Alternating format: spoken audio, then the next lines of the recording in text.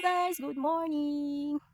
At ayun nga po guys, today is Sunday, kaya napagpasyan po namin magbunot-bunot sa pagilid-gilid ng aming bakuran. Ayan guys, nakikita nyo si Cyrene, si bebe ko. Wow! Ayan nga guys, kami ay magbubunot ngayon sa aming garden na may tanim na kalabasa. Ayan guys, nakikita nyo yung dalawa, busy-busy habang ako nagbablog.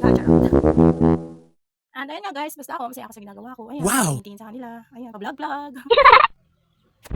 Kaya yung mga katulad ko, kita natin kung talagang ano tayo, ganyan. Huwag tayong mahihiya na ipakita kung anong meron tayo na binigay sa atin ng Panginoon, ganyan. Makontento na lang tayo kung anong meron tayo. Kaya magpapasalamat ako sa Panginoon kasi kahit papaano hindi niya kami pinapabayaan. Ayan. Madami po ako natutunan sa mga nangyayari na kahit na wala ka ng magulang, dapat ka pa rin tumayo sa sarili mong paa. Kasi sa mga pagsubok sa buhay, ganyan, dapat kayanin. Lalo na wala ka ng magulang. At kaya nga guys, tayo na lang po ay magmahalan, ganyan. Pakita natin sa mga mahal natin sa buhay na mahal natin ang isa't isa. Yan. At yan, ang aking lola. Nag-iisa kong lola na nanay ng aking nanay, si Nanay Mele. Yan guys. Napasyal dito ang aking lola habang kami ay nadatnan niyan nagdadamo.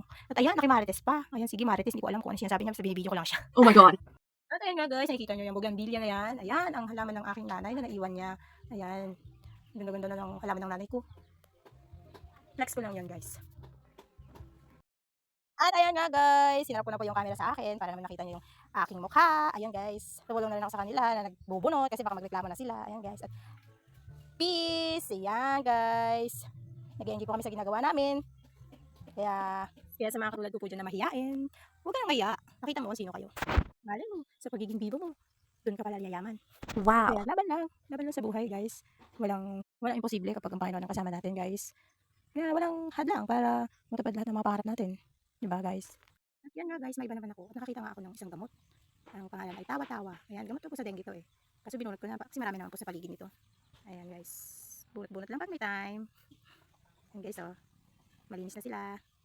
Sa aming tatlo nga guys, ang pinaka-busy ay aking asawa. Hindi man lang tumingin sa camera. Ayan. Siyempre ako, kasi ganyan. Hanggang dito na lang guys. Salamat sa panonood. See you!